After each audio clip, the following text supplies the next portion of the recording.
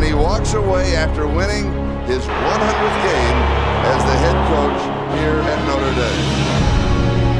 The reason I was born with a silver spoon in my mouth, I was born in this country. It isn't what you have, it's what you're taught about the values of life. We trying to save souls. So there's a rule in life that said you're either growing or you're dying. And like an old friend once said, we as Americans need to start winning again. Everyone should ask this question. Am I willing to endure the pain and the suffering and the sacrifice it takes to be a champion?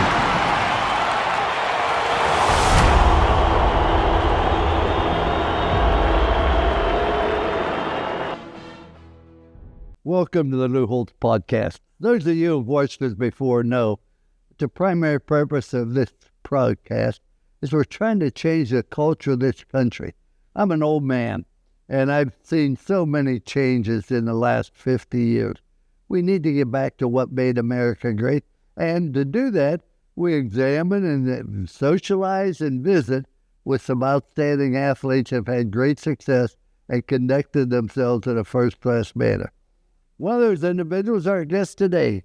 I'm very honored to welcome Dat Nguyen. Dat is a former professional football player. In college, he played for Texas A&M Aggies and was part of the famed Wrecking Crew defense. He had 517 tackles. That's an awful lot. His insane defense led him being inducted in the College Football Hall of Fame in the year 2017. Other awards he won at A&M include being on the first-team All-American and winning the Chuck Bednarik and Lombardi Award and Jack Lambert Trophy. Following his time in College Station, he was drafted by the Dallas Cowboys, where he played linebacker for 7 seasons. He's the first Vietnamese-American to have been drafted to the NFL and selected second-team All-Pro in 2003. Inducted into the Texas Sports Hall of Fame following his time on the Cowboys. He became an assistant linebacker coach and then was the inside linebacker coach for Texas A&M. So welcome, Dat. We're delighted to have you here and look forward to visiting with you. Thank you for having me, Coach. It's always an honor to be in your presence.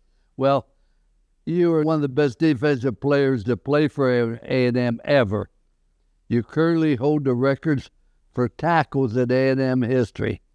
This comes despite some people underestimating you because your height and size at the time. You were undersized, undermanned. Coming out from inside the 5. Nothing doing for Mon Green. He's playing inside linebacker. He's 6 feet tall, maybe. He weighs 215 pounds. How did these perceptions spur you on? What made you become such a dominant player on the field? Because I remember you playing, and from sideline to sideline, you were in on the tackle. Well, what caused that? You know what? There's a lot of things that I think multiply or compound to be or have the success that I had. I think going to Texas A&M, during that time, we didn't have the recruiting process. We don't have the websites, and so I was a late bloomer. I didn't get recruited till late December. Where now, if you go back and you look at kids getting my senior year, I was done with my football season my senior year before I even got recruited on my first official visit to any university. So I got to Texas A&M, and what was crazy, Coach, was that it was known for the famous Wrecking Crew. 3 defensive linemen, 4 linebackers that played at one time, and they signed 5 linebackers. And I was like, whoa. I did the math. I was like, hey, I figured this out. There's 4 linebackers that played. There's 5 of us signed. One of us not going to play. So I think being a redshirt that year, and I had a redshirt because I wasn't prepared to play. I came from a small school. So I made a commitment saying that one day I would hope that I will play. And what was crazy, I went back and I wanted to transfer. The transfer portal was as easy as now. I might have left College Station. But I went back and my coach said, hey, the degree is guaranteed. The game of football is going to decline sometime down the road. You don't know when it's going to be, but it will decline. And at 17 years old, 18 years old, you don't want to hear that, Coach. And so I go back to College Station, and I said, okay, 6 o'clock I work out. 8 o'clock I go to class. 12 o'clock I work out. 4 o'clock I come back with the team to work out. So for 3 times a day, I worked out. Just give me a chance. I don't know how deep I was on the depth chart. I was way down there. And I worked myself all the way up as a backup to the guy that was an All-American out of high school. He played it as a true freshman. He was going to be the next great linebacker at Texas A&M. So I worked my way all the way to be a backup. And then all of a sudden, the week leading up to the first game of the following season. I was a redshirt freshman. The guy that was starting was a sophomore. Right through Wednesday before the game, we had practice. After practice, Coach R.C. Slocum says, hey, get on the line. Let's run sprints. So we ran sprints back and forth.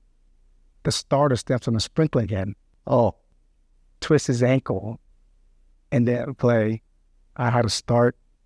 And you saw the stats, and that's how my career started at Texas A&M. That's how my football career started. well, how hard was that to believe in yourself when so many people are ahead of you? You're at A&M, and I know what their recruiting was like. I don't know if Jackie Sherrill was coaching them, but I know you had great talent.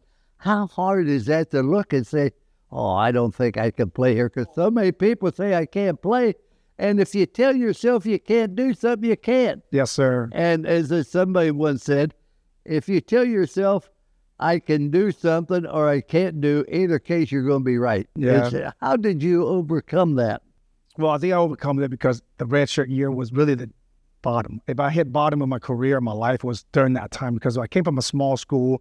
I've never been a scholarship given out like in 20, 30 years of my high school. So everywhere you walk, people was patting you in the backs. Hey, the best thing since sliced bread. And you show up to campus and you're like, man, I really fit in. I don't even look apart. I don't even look like I can play. And on top of that, I'm Asian. You know, this kind of, Did the Asian have any effect with your teammate? not at first. Not at all, really, because I think there was a mutual respect.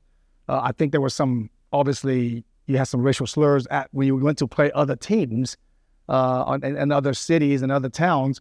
But I think it's also, if you go back to our story of me, why I did what I did and why was so relentless about not giving up was also in 75, the war, Vietnam War. Oh, yeah. The Vietnam War. My mom, daddy was fortunate to own a radio, to afford a radio to listen to the war, the Viet Cong invading Saigon. Oh, my. And so my dad was able to have the phone, and my mom was 6 months pregnant with myself, 5 other siblings. So we abandoned and left Vietnam on April 25th, 1975 to come to America. And there's other, there's times that my mom was seasick and out there in the sea, was chased by the pirates, and we didn't know we were going to make it, or they didn't know we were going to make it at that time. And I think when I had a chance to play football and got a chance to play college football, I had the experience of recruiting, and I always look at my life and I was like, why did God choose me? There's hundreds, thousands, millions of Vietnamese-American kids that came over during that time. Why did he give me the chance to have this platform? How does a Vietnamese young man go on to become a great player? Because you didn't have that background in Vietnam. I know that. Soccer ball, the sport is what we play. How did you get from soccer to football? I had some great coaches. I was very fortunate. And I'll tell you, the one thing that I was introduced to in 8th grade, first time I ever played football. I grew up in a small town. I was a little bit bigger than most of my guys. I was in 8th grade. I was 5'10", already 180 pounds. And I thought I was playing basketball. I thought I was going to be the next Shaquille O'Neal because all my Asian friends are small. Yeah. So I thought I was going to be the next Shaquille playing basketball. Then also my junior high coach. Every day we had a class. I had a typing class, and our classroom was here, and then we had to go to the annex to my typing class, and then the gymnasium was over here for athletics. So it was the 7th period, last period of the day.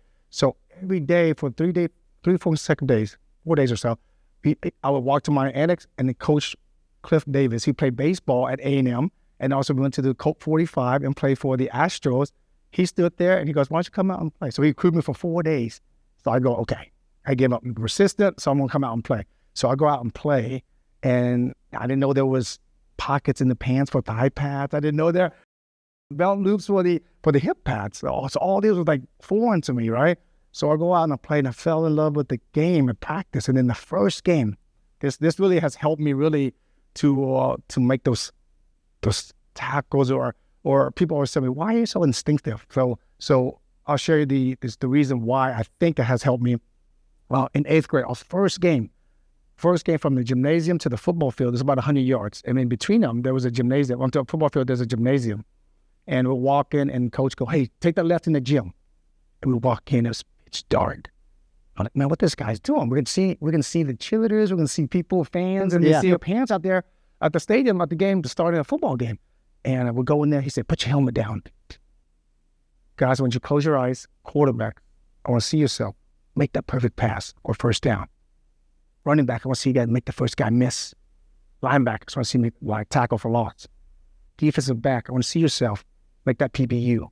So like, dude, this guy's crazy. What is he talking about, right? So we go out there and we played. And small school, there's only like 28 of us, so I get to go both ways. So the following week, Coach, I was so fortunate that this happened. Guess what? Before the game, take that left. So I go down, I lay down. I was like, hey, I saw myself making the guy miss. I saw myself making that tackle for loss. So I visualized it before it happened. Unbelievable, because I want to tell you why. I am at Arkansas, and we're going to play Florida in the Bluebonnet Bowl. And I put our team through relaxation period. Yeah. I took them through the game to mentally, you go through, you make good plays and develop the. I did it every football game. As a matter of fact, I'm at Notre Dame. We're going to play Pitt. The plane's late. We get there late. And I said to the team, it's quite late. We'll forego the relaxation. Oh, Coach, no. We want to. And so that's how much they believe. And even Tim Brown and them did it in the pros after they left. And it's amazing when you put something mentally in your mind that you've been there, you've done that. Incredible. And what a great example you are. As I've said, I love immigration. All four of my grandparents came through Ellis Island, all four of them. And the one thing about it, they came here to become us. And it's obvious your family came here to become us. Yes, sir. Now, your time at A&M was famous for the wrecking crew defense. What do you credit for why y'all were such an impregnable defense? I think, guys, you Other know, than the fact you didn't play against us. So that 3-4 defense, it is unique. It's different. A lot of people don't understand it. A 3 defensive linemen, 4 linebackers. And I can remember why it was such a defense that people always had issues with, because you don't really practice much. You don't see it often during the week. Usually you play a 4, or some of the 4-3 or 4-2-5. You know, they already designate who's the pass rusher. And I think my freshman year, the experience of it was that I lined up. I'm calling the plays. You know, I'm a young player. I'm just learning the game. And I would hear quarterbacks come up and go, hey, what's 56? So they're trying to figure out who the pass rusher guy is. So it's already struck fear in the quarterback's mind that, hey, which pressure is coming? Who's coming? And now his mind is out of the game. And I think that's how A&M defense of the wrecking crew really, it wasn't. The physicality was there, but really the mental part of it before we even snapped the ball, the quarterback had to figure out who's coming and where he's coming and what I need to do. And who else? Dat Nguyen makes the tackle. The only Aggie to lead the team in tackles for 4 straight years, Dat Nguyen was the guiding force behind the Texas A&M wrecking crew. And Dat Nguyen comes out of nowhere. Nguyen amassed 517 career tackles, reaching double digits in 30 games. Both marks still stand as A&M records. The Big 12 Defensive Player of the Year, Nguyen led the Aggies to the 1998 conference title. Bishop fires, intercepted, picked up by Dat Nguyen, who dropped back on the zone coverage. And the great linebacker is out of bounds and saves the moment for the Aggies. The 1998 unanimous All-American would rack up a record 15 solo tackles in the Cotton Bowl. But it's just like life. If you don't know what you're trying to accomplish, Yes, sir. you can't do it. They don't know who's going to be the pass rusher, and then they start defending against ghosts. So, boy, you people did a tremendous job. Now, you played for 7 years in the NFL. Yes, sir. Most of our listeners only know the NFL as far as TV will let them. Can you give some thoughts on what it felt like to play there and what your favorite moment from playing? Because playing for the Cowboys, I mean, that's America's team. Yeah. Jerry Jones was from Arkansas. Yes, sir. I recruited his son, Stephen played for me. He was out of Little Rock Catholic. He came to Arkansas and played safety for me. So it's America's team. What was it like to be able to play, going from a little town, coming from Vietnam, and all of a sudden you're playing for the Cowboys? What was the feeling? You know what's amazing, Coach, is that when I got that phone call from Mr. Jones on draft day, and it kind of slowed everything down, meaning that when I got that phone call late that evening during the draft, and what was remarkable is that the moment hit me was like, wow, you came from Vietnam to America, play the America sport. Now you play for the America's team. And American sport for America's team. Yeah, I You're know. right. How crazy is that? So, but for me, my time at the Cowboys was unbelievable. It went by so fast. I think a lot of players will tell you that just because we were so structured. Hey, you got to be at this time. You got to be in meetings. You got right. You got practice. You got minicamp. Everything is scarier for you for the whole year, technically, except maybe the first 2 months of the year after the season. You're on your own, but everything else is structure, and you don't get to enjoy it as much. I think that if I go back with the Cowboys or within my career, I wish even now today is one of my core values that I do at the store. My business is be where your feet are. Always look down. Be in the moment. Enjoy the presence. And I wish I did that more when I was with the Cowboys, just because they bring in draft picks in one weekend. If you don't play good on Monday, there's already somebody working out on the winning position out here, just psychologically trying to get you. But I didn't get to enjoy the moments as much, even though we had great times in the locker room, which is a place where maybe the only place in the world in the locker room that you don't get sued for harassment. You get away with everything. But my best time, most memorable time with the Cowboys, I can tell you, we get drafted. The following week, go to mini camp. So the first week of mini camp is just an introduction to the Cowboys, how we present ourselves, how we carry ourselves. So I walk in, and Darren Woodson, first guy I met, the great Darren Woodson. So he comes up to me and goes, "Hey, Dad, love the way you play the football. I'm a big fan. Congratulations. Just one thing. You'll be a former player longer than you'll be a player." So what? You'll be a former player than you'll be a player. So I only played 7 seasons. I've been out 15. It's remarkable, but I didn't absorb that all the way till the off season. Man, hey, that's crazy because you're in cloud nine. You just got drafted. You're in Texas, and not many people get to play high school, college, and professional in the same state. Yeah, so I was very fortunate on that. Going back to that same day with Darren, when I met Darren, we went to meetings, and then we introduced ourselves, and playbook for A&M playbook's about maybe this thick. Cowboys playbook's about this thing, you know what I mean? Every situation, everything you can think can happen in a football game happens. And so we went through meetings, and then after meetings, we go out to practice, right? Our 7-on-7 practice, because we don't do full teams yet. So halfway through 7-7, which is quarterbacks, tight ends, receivers, running backs, they're running offensive play, or the lineup, and they're running offensive play. We as a defense, linebackers, safeties, and corners, we call defense play, and we adjust to the formation and then the route combinations. So halfway through 7-on-7, Dave Campbell, who was the defensive coordinator at that time, he goes, Dad, get in there. And I was like, what? Get in there? I was like, I guess I was trying in there. I was like, man, I play 50-plus games at Texas A&M. I know what I'm doing. So your back is, you're the offense, I'm the defense. I'm here, get the call from coach, got the signal from the sideline, break the huddle, bro. I flipped my head over. It was Troy Aikman. I looked behind him, coach, Jimmy Smith. I looked to my left, it was Michael Irvin. They snapped the ball. I didn't even move.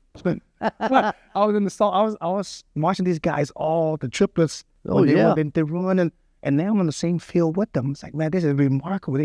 This is unbelievable. So that was my favorite moment that I was starstruck.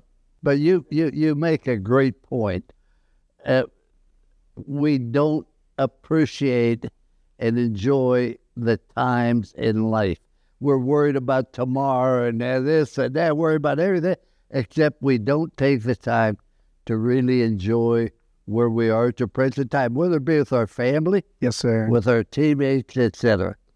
Now, you only played for 2 teams, A&M and the Dallas Cowboys, but you also coached. Yes, sir. How was the transition, especially on the Cowboys, going from player to coach and some of the guys you used to play with? Yeah, the transition was good. I think the way you play and the way you had some success, I think there was respect.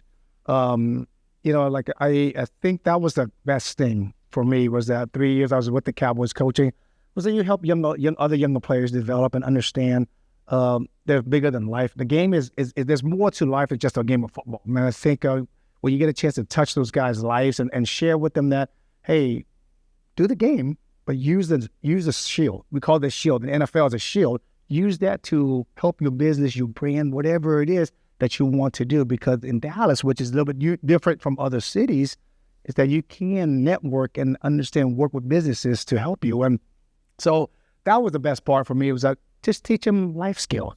When you play the game, you teach them life skill. And some of these kids that we brought in when I was at the Cowboys even didn't have much, or really didn't really know much, because they came from a smaller school or very different backgrounds. But you try to help them and share them. Even we had, I tell people all the time about, it was Aaron Donald. Aaron Donald came as one of the visits to the Cowboys before the draft pick. And we talked to Aaron Donald, and it was just a kid. He was a 3-star recruit out of Pittsburgh. Only a scholarship was Pittsburgh, University of Pittsburgh. And then now look at him; he's one of the best ever to play the game. Yeah. And so it's pretty awesome that you had a chance to.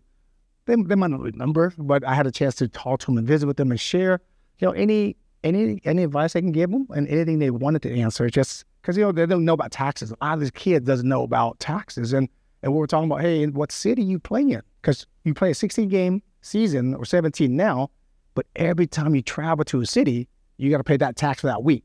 So for the Cowboys, it was crazy, because state of Texas, you don't have to tax, right? Oh, yeah. You just have federal tax, but then you go to New York, then you go to Washington, you go to Philly. Man, those are, now it's 49 cents to $1. That every dollar you make, it's only 49 cents. They have to pay tax for that city or that state. But it's a lot like life, Dad. Things are always changing. Yes. And you got to be able to adjust to it. But as long as you remember what our purpose, what are we trying to do? You have a very successful Chick-fil-A because you understand what you're trying to do. You're trying to satisfy the customer. Same thing in football. You're trying to satisfy the coaches. And this is what I found. Players stand in awe of ability. Yes. You mentioned Troy Aikman, great ability. But they respect the commitment that people make to their teammates, Yes. which I am. Now, we see a lot going on in college football. Now, Dak, when you played, it was different. Today we have the NIL. Players transfer in portal. First time they have a problem, then they pack up and they leave. And that's the problem with this country. What is your feeling about the NIL, playing athletes to pay?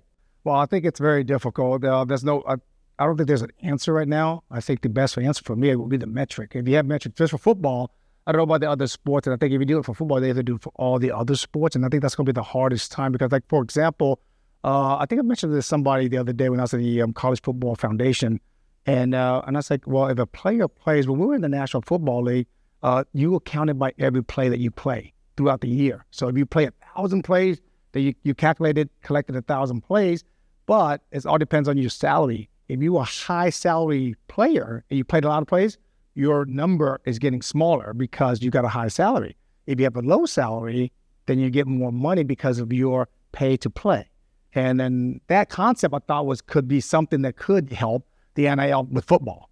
I don't know about the other one with the other sport, but I think if you were a freshman, you're coming in, you look over, you said, oh, if this player is getting $8,000 and he gets $80 a play, and he plays, $100 a play, and he plays 80 plays, he gets $8,000. I want to get that if I'm only getting 10 plays. We'd only get $1,000. You see what I'm saying? So it makes you want to work a little bit more, and I think that allows freshmen to stay, and there's more retention of them staying because you're right, though. I think that's part of the issue with our country is we jump ship too fast. When things are hard, and I got prime example of my store, just my little business of leadership, and I think that's one thing. There's a study, Coach, out in I think it's the Fortune 500. They asked all the CEOs. They asked the 500, the top CEOs of the Fortune 500, what is the most thing lacking in America? And I think 70% came back says leadership. We lack leadership, and leadership for me is, for example, prime example. If I promote somebody to be leader at our store in our business, just a business. They don't want responsibility. You know what I mean? They don't need it. They don't want it. And I think that's the hardest part. But going back to the NIL, I don't know. They need to do something to help it, to fix it, because there's no guidance at all. Well, I can tell you my feeling on it is this. And I was a lot like you. I wasn't a great football player, but I loved the game. Yes, sir. And I got a lot more out of the sport than I ever gave it to it. Yes. Even if they ever paid me, they didn't pay me a cent, but we never had much money in college. People say, you need a haircut. I say, I don't need a haircut. I go look in the mirror. I look at my wallet. My wallet told me what you learned then when we're growing up, you bought what you could afford, not what you wanted, not what you need. what you wanted, what you could afford. And today we have so many people in debt because they buy what they want, and that's not life. Yes. Life, we have to have some self-discipline on it. Now, Dad, how has faith guided your career, both sports and professional? Well, I think that's really been the only foundation that I had. I said, growing up, I grew up Catholic, and I didn't really have a relationship with Jesus Christ. And I think when I got drafted in 1999 with the Dallas Cowboys, it was in the summer, right before training camp started. When you get drafted by the Cowboys, they put you up in a extended stay before we go to camp. So kind of a few weeks that you got to get there, you got to train with the team and get acclimated. I called my high school coach. He was really our chaplain in high school. He came to Dallas Seminary to go to seminary school. So I go, hey, Mr. Bailey, can I borrow your truck? He had a little Ford truck, and I said, hey, I need to get a U-Haul. I need to go back to College Station, pick up a bed, a TV, and a couch. That's all I need. I need to move it back up here. And so he took me down there, and it was July the 2nd, 1999. He drove down to College Station, which is about 3 hours, 15 minutes. So for 3 hours down and 3 hours back, all he talked about was Jesus. And I can tell you that was the day that I accepted Jesus Christ as my Lord and Savior. It goes back to why did God give me that opportunity, that platform. And from then on, that faith, as always. And for me, between series, because the game of football is a violent game, especially in the National Football. You never know when the injury is going to be. And sometimes when you're under the pile, you hit somebody, like, man, you don't know your opponent broke. It's just violent. It's a violent game. And I can tell you, only faith could put me through those times during games when I was hurting, when I was in pain, or I had a conversation. Yeah, God, just because, hey, I need to pray to give me just go through just the guidance. And I think my faith has always been part of me. Over those, my mom, the late nights when I come home when I was a young kid, didn't know anything, and mom will be praying and doing her rosary and all that. But for me, it's the only way. I think with me and my relationship with Jesus Christ, and I tell people all the time, He's only this in order to go to heaven, you have to accept Jesus Christ as your Lord, and that's the only path. That's the only door you can get in. And I've learned a lot. I'm growing up. I'm not the perfect person, but faith is a huge part of my life. Yes, sir. Oh, that's great. I'm not surprised. Now, nobody came here under greater odds against ever playing in the NFL. To the youth that are listening or the people, what advice would you give those that want to play the NFL or just want to be able to enjoy watching the game? Well, I would tell them, follow your dreams. And I think that's the hardest part, is that dreams, we do have dreams. We all want to have dreams. We all want to be professional athletes or whatever you want to do, National Football League. I remember when I was growing up, first time I played at 8th grade, learned how to play football, learned how to run small school. We had to play both ways, so I had the running back. And so I used to watch Walter Payton. You know, that sweetness. I was like, oh, he carried the ball like a loaf of bread. I get in trouble for that. But the things that you did, right? And then when you get older, you realize, oh, man, I think linebacker's my position. Guess what? There's Mike Singletary. There's the late Sam Mills, Zach Thomas. These guys are undersized. They wasn't supposed to be in the position, shouldn't be playing in the National Football League. And you watch them and you dream and you emulate them. And I would tell them that what you should do is follow your dreams, whatever it is. There's no dream too big that you cannot reach as long as your nose is clean and you keep your academics straight in line. And those are the things that you have to do, and make sure you listen to mom and dad. Amen. Hey, I hope you got that. Listen to mom and dad. What you've accomplished is fantastic. And I'd say that sincerely. Do you ever stop and think, wow, I did this? I don't know. It's funny that, Coach, it's like, I don't even think about, that was like another chapter, like it's moved on, and it's kind of weird because I don't think about what I've done. And I think because there's so many hands in it. I tell people all the time, like, who's the most influential person in your life? And I was like, well, 1 to 20, obviously number 1 and 2 is mom and dad. From 3 to 20 is coaches and administration as people. And all through my career, and when I got to A&M, guess what? Players. And there were so many players that were so good. I got to the Cowboys, there were players and there was coaches that were kind of mentor, that help you. So I don't ever think about myself like I accomplished this. It's never been me. I know you have to get named on an award that you give out, you have to represent the team, and I understand all that. But at the end of the day, I'm only as good as a person next to me. And I was fortunate to experience what I did and to accomplish what I did. But at the end of the day, it's really a team sport, and that's why its life skill is so big. You learn so much about the game, the adversity, the sacrifice, the commitment. All the stuff you go through when they just go through the encounter of a game. If you ever go through a football game, it's like, man, the ups and highs, the lows, and the ebbs and flows of the game. And the good teams, guess what? They're consistent, right? They're consistent. They don't make a lot of mistakes. They don't make the mental errors. So if you can minimize that and all that, you do. But for me, success has never been a one person. It's never been me. I would never been a person that will take the accolades or the recognition. I hate it because I think the team sport, it's a lot of people. That's what makes football great. It's a team sport, takes unselfish people, etc. And great athletes come and go, but great teammates last a lifetime. I know you're a great teammate. Now, you've went and now you own a franchise at Chick-fil-A, one of the largest in the thing, and you're very successful. How was the transition from football, and what did you learn in that transition? Well, I think I learned a lot. Anybody that would leave a structure profession, athletics, what I talked about earlier, is that everything we do is structured, right? And you get the spotlight, all this stuff. So the transition to any kind of business outside is going to be difficult, just because now, hey, you're on your own. What do you know? We didn't get a chance to go to internship. We didn't get a chance to do any of that stuff because guess what? As a student athlete, you're working, right? You're working out. You're going to class. There's structure stuff that you didn't get to do that most student athletes or most students on a university gets to, where they get to go intern. They get to do stuff that allows them to adapt to the corporate America. Where for me, it was only thing I knew was about football, teamwork, and so you love this. So my Chick-fil-A.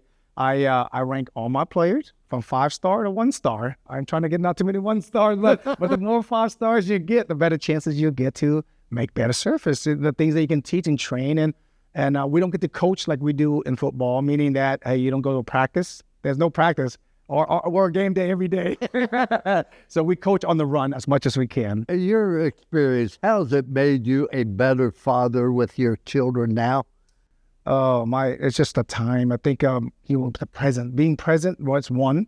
Being present, amen. One was present, but I think sometimes too when you're there, now with technology with phones, that's kind of, the phone is something that really is hard because if you're there, even near your kids and you're on the phone, you're not having communication, right? There's no intimacy in not knowing your kids. And I think that's the hardest part. It's like, I just want to give my parents, when they came over, they worked. They were never around. 2-3 jobs. They're never around. And my brother and my sister was really raising us. And I love my parents to death, obviously, but I think it's being there, being with them. And I think life is, when you look at life, I got a quote I always use. It's never as good as you think. It's never as bad as it seems. Hey, man, nothing's as good as you think. And nothing's as bad as you think, but somewhere in between, reality falls. Yeah, football games. Because I remember football games. My first football game I played, and I was like, "Oh God, so terrible." Then you watch the tape the next day, or then, man, it wasn't that bad. You play the game, you're like, "Oh, this is the best game I've played. 20 tackles." You go, "Damn, it wasn't that good." You know what I mean? So it's almost like that's called coaching. Yeah, coaching is to bring people down to reality. But the theme of this show is bringing America back to greatness because, a football team goes through 4 phases. First of all, you learn how to be competitive, and you do that because you block and tackle. Then you learn how to win, and you win because you do little things. Then you learn how to handle winning, because once you start winning, everybody thinks you're going to win forever. Everybody wants credit. Nobody wants to work. But then you reach a championship phase, and that's where the players take charge of the culture. You've been on great teams. Where the players don't wait for the coaches to correct something. And we have lost our culture. Sure. Yes. Over the last 50 years. What do you think we have to do to get our culture back? Well, I think number one, obviously, we talked about it earlier, is leadership. from top down. I think leadership all around across the board of our country. I think where we're at, I think leadership is going to be a big part of it, helping that transition. And family. I think family can be together more. And I think that's huge. In my opinion, that there's so many absent father. I have a lot of friends that doesn't have it. And I was like, man, you can see the dynamic. Even with my kids, some of my kids that have some friends that doesn't have a father in the household. You can see the dynamic, how hard it is for a single mom. And I got a lot of them that works for me here at the store that are a single mom, and it's difficult. And if you're able to, you want to stay together. And I think that's the hardest part. That's the greatest part. I think the transition of marriage, of a family, is that, hey, what you sacrificed, the covenant that you made to God when you got married, is that, hey, the thick and thin, hard, it doesn't matter. You got to go through it, and everybody goes through it. I agree with you completely. Family is so important. And when we're a family, we help one another, we care about one another, and it's these things that I've seen us get away from. You came here to become us. You didn't come here to have us become you, and that's a problem. I can go on and on, but I just want to tell you what a great inspiration you are to me and to thousands of others. Or your career, 577 tackles or something. I mean, good Lord, that's more than I make counting practice. But thank you so much for being with us, and congratulations again on your success. And everybody, go get Chick-fil-A. It's the best. Thank you. Thank you very much, Coach. Thank you. Thank you. And he walks away after winning his 100th game as the head coach here at Notre Dame. The reason I was born with a silver spoon in my mouth, I was born in this country. It isn't what you have, it's what you're taught about the values of life. We trying to save souls. So there's a rule in life that said you're either growing or you're dying. And like an old friend once said, we as Americans need to start winning again. Everyone should ask this question. Am I willing to endure the pain and the suffering and the sacrifice it takes to be a champion?